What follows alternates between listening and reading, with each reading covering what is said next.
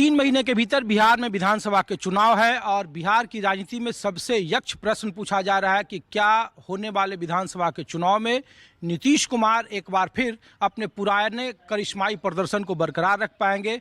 नीतीश कुमार के राजनीतिक भविष्य को लेकर कई किंतु परंतु ऐसे सवाल उठाए जा रहे हैं। क्या इस बार बड़े भाई की भूमिका में जनता दल यूनाइटेड एनडीए गठबंधन के भीतर होगा? ऐसे कई सारे सवाल हैं जिसका जवाब देने के लिए हमारे साथ जेडीयू के महासचिव, वरिष्ठ नौकरशाह रहे और तेज तर्रार नेता रहे पार्टी के मनीष वर्मा जी हैं। तो सर, जो लोग पूछ रहे हैं कि नीतीश कुमार क्या इस बार बड़े भाई की भूमिका में होंगे, जेडीयू का सीट शेयरिंग का क्या होगा, बीजेपी ही अब वहाँ स्टीयरिंग में है, प्रधानमंत्री जिस तरीके से ताबड़तोड़ दौरे कर रहे हैं, तो नीतीश कुमार के मुकाबले मोदी बिहार में बड़े नेता हो गए हैं एनडीए के। देखिए, जो बिहार में है हमारा गठबंधन काफ़ी पुराना है। आप 2005 से क्या कहें, पहले से 94 से ही हम लोग गठबंधन में हैं और काफ़ी अच्छी अंडरस्टैंडिंग रही है। हर जगह पे चुनाव हुए हैं, अंडरस्टैंडिंग के साथ सीटों का शेयरिंग हुआ है, तो हमारा काफ़ी पुराना अंडरस्टैंडिंग है, कोई दिक्कत नहीं है। और जो हम लोग जो पार्टनरशिप इसको देखते हैं, जो हमारा गठबंधन है, एक साझेदार के रूप में है। इसमें एक साझेदारी की बात होती है, कोई ऐसी बात नहीं होती कि जिसमें कौन बड़ा है छोटा है। अब पिछले ही की बात करें, 2020 में हमारी सीटें कम आई थी। आप देखिए 43 सीटें हम लोग को आई, बीजेपी को 74 सीटें आई और हमारे माननीय मुख्यमंत्री जी ने उन्होंने पेशकश की कि भाई कि आप अपना मुख्यमंत्री बना लीजिए, लेकिन भाजपा की तरफ से कहा गया कि नहीं, आप ही मुख्यमंत्री होंगे, आपके फेस पे लड़ा गया है। तो इस तरह की बात जब अंडरस्टैंडिंग इतना हो, जब सीट में हम लोग कम हो और तब हम लोग को वहाँ से ये हुआ, तो ये एक समझदारी है। और ये एक जो गठबंधन में एक समझदारी का गठबंधन है और हम लोगों का सिर्फ एक ही लक्ष्य है कि दोनों पार्टियां मिल करके बिहार के लिए जो विज़न है, बिहार में हमारे युवाओं का, हमारी महिलाओं का, हमारे बच्चों का क्या भविष्य हो, किस तरह से हम एक बिहार को आगे भविष्य में आगे ले जाना चाहते हैं, उसको हम कैसे ज़मीन पे साकार कर लें। तो इसके लिए दोनों पार्टियां मिल करके काम कर रही हैं। और अभी तो आप देख रहे हैं कि केंद्र से भी इतना सहयोग मिल रहा है, राज्य से सहयोग है मिल करके। तो जो दोनों का सहयोग है, जिसको डबल इंजन कई बार बोलते हैं लोग, ये डबल इंजन का है सरकार, जिसमें हर तरह से केंद्र का सहायता मिल रही है। दोनों मिल करके हम लोग भविष्य के जो बिहार का जो सपना है उसको साकार करने के लिए हम लोग कर रहे हैं काम। चिराग पासवान, बिहार का ऐसा कोई नेता नहीं जिन्होंने नहीं कहा कि नीतीश कुमार के बेटे को राजनीति में नहीं आना चाहिए।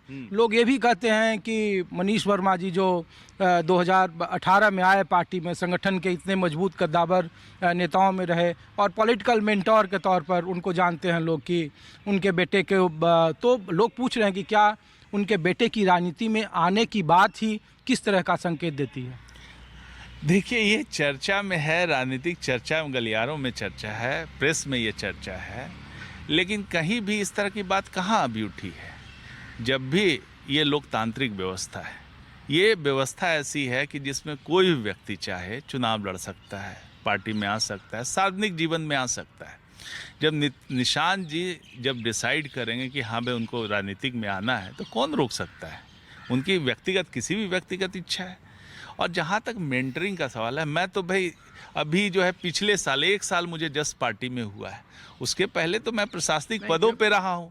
और जब यहाँ पर जो है मेरी हैसियत क्या है? मेरी हैसियत एक राजनीतिक, साधारण राजनीतिक कार्यकर्ता की है।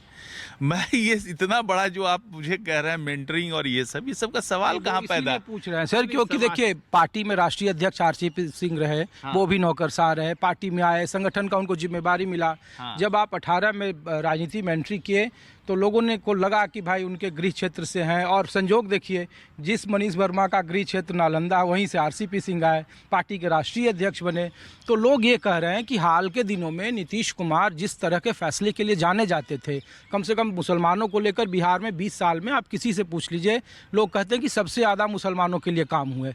अब वही वक्फ संशोधन बिल पर नीतीश कुमार की चुप्पी, लोग कह रहे हैं कि अब नीतीश कुमार अपना फैसला खुद नहीं लेते हैं। ये हम नहीं कह रहे हैं सर, ये वहाँ की पॉलिटिकल पार्टियाँ कई बार, प्रशांत किशोर तो कहते हैं कि नीतीश कुमार अपने नेताओं के और अधिकारियों के नाम बता दें तो वो राजनीति छोड़ देंगे। इस तरह के आरोप हैं, इसीलिए सर ये सवाल नहीं, पूछ रहे हैं। आप देखिए, जो ये सब जो नेता हैं विपक्ष के, और प्रशांत किशोर जी हैं, ये सब क्या है, अपनी राजनीति इज ए पॉलिटिकल ग्राउंड तलाश रहे हैं, किसी तरह से अपना रेलेवेंस तलाश रहे हैं।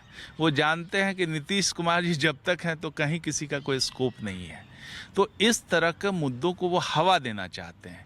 वो सोचते हैं कि भाई कि नीतीश कुमार जी को हम करेंगे तो माइलेज मिलेगा, क्योंकि जो राजनीतिक कद नीतीश कुमार जी का है और जिस तरह से उन्होंने पिछले 20 सालों में जो उन्होंने एक विश्वसनीयता बनाई है अपने लिए, वो किसी भी पॉलिटिशियन के लिए वहाँ पे संभव नहीं हुआ है। कितना जो भी राजनेता रहे हैं, जिस तरह का भरोसा नीतीश कुमार पे बिहार की जनता करती है, वो शायद और सबके लिए संभव नहीं है। तो जानबूझ करके इस तरह से परसेप्शन बनाने के लिए इस तरह से अटैक किए जा रहे हैं। लेकिन आप जानते हैं कि नीतीश जी का बिहार के प्रति एक कमिटमेंट रहा। उन्होंने बिहार के हितों से कभी कोई समझौता नहीं किया है। जहाँ तक बिहार की बात है तो बिहार का हित पहला रहता है। अब मैं तो उनके साथ रहा हूँ, काम किया हूँ, लेकिन जो आप जो कह रहे हैं, एक दूसरी बात कह रहे हैं कि हम राजनीति में 18 से हैं। सच्चाई ये है कि मैं पिछले साल 9 तो औपचारिक तौर पर 9 जुलाई को पॉलिटिकल एडवाइजर वहाँ उनकी टीम में आना, सर एंट्री की शुरुआत ऐसे ही होती है। नहीं, जब आरसीपी सिंह आए तो उनके अभी यही पॉलिटिकल पैटर्न था। 2021 में मैंने रिटायरमेंट लिया था, 2021 में, 18 की बात ही नहीं है, वो थोड़ा गलत तथ्य है। 2021 में मैंने रिटायरमेंट BRS लिया था, और फिर 2-2.5 साल जो है, जो 21 से लेकर के पिछले साल तक मैं था 21 में एंड में, मैंने 22 से कह लिया 22, 23 और कुछ महीने 24 के 9 जुलाई को मैंने पार्टी ज्वाइन की। तो इस दौरान मैं एक जो है वहाँ पर जो सलाहकार की भूमिका होती है वहाँ पे था, बिहार विकास मिशन के सलाहकार के तौर पे। और नीतीश कुमार जी जिस कद के नेता हैं, उनको कौन सलाह की जरूरत है। लेकिन हम लोग का कहते हैं सर कि पार्टी है वो, उनकी जो टीम है वो बीजेपी से मिले हुए हैं, बीजेपी के इशारों पर काम हो रहा है। ये विपक्ष सर कई बार विपक्ष ये जानता है कि किसी तरह से इनके क्रेडिबिलिटी पे क्वेश्चन लगाया जाए, तो इस तरह की बातें करते हैं। आप देखिए जिस ढंग से तेजी से काम हो रहा है बिहार में, जिस तरह से फैक्ट्रियां लग रही है इधर, आप देखिए कि किस तरह का माहौल बना है। अभी नीतीश जी जब आए तो बिहार कैसा मिला था उनको, उन्होंने किस तरह से बिहार को एक पथ पे, एक रोड मैप पे डाला, सड़कें बनाई, एक स्टैंडर्ड की सड़कें बनाई। आज हम क्लेम कर सकते हैं बिहार में देश के किसी भी राज्य के अच्छा ही सड़क होगा। बिजली की व्यवस्था कराई, हर तरह का लॉ एंड ऑर्डर ठीक किया, शिक्षा स्वास्थ्य में सुधार किया, हर एस्पेक्ट में उन्होंने काम किया, और एक तरह से बिहार को एक फाउंडेशन स्टोन पे ले आए। जो ज़मीनी हकीकत है, जनता NDA के साथ है, और इस बार चुनाव में, बिहार के विधानसभा के चुनाव में NDA बहुत ही बढ़िया प्रदर्शन करने जा रही है, इतना एश्योर करता हूँ। शुक्रिया। तो मनीष वर्मा JDU के महासचिव हैं और कह रहे हैं कि 2025 के विधानसभा चुनाव में नीतीश कुमार को लेकर जो भ्रम की स्थिति फैलाई जा रही है उसका जवाब जनता देगी। आप चुनावी नतीजों का इंतजार करिए, फिर राजनीतिक विश्लेषण करिएगा। सहयोगी सुनील किशोर के साथ ऋषिकेश कुमार, News 24 दिल्ली।